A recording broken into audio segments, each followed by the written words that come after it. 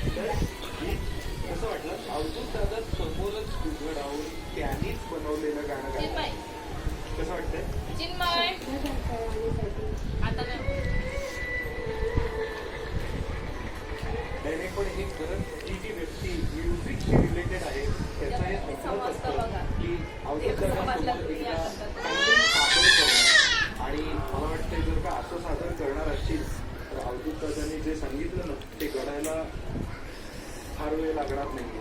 अशीच गात राहा, इतकंच सुंदर गात राहा आणि इतकीच सच्ची गात राहा.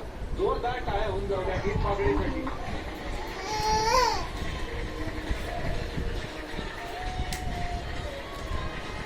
आता प्रचंड टाळ्यांनी स्वागत करूया वैशाली ताईच्या टीमची छोटी दीक्षित आणि आदर्श दादाच्या टीमचा छोटा उत्साह 13 वर्षांचा सेमीफायनलिस्ट अहमदनगरचा सारंग भालके.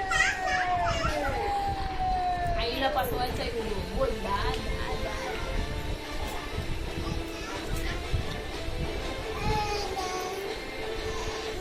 मला असं वाटतं आता खऱ्या अर्थाने स्पर्धा होणार आहे. दुश्मन टीम एकत्र आलेले आहे. आपण बोलत नाही.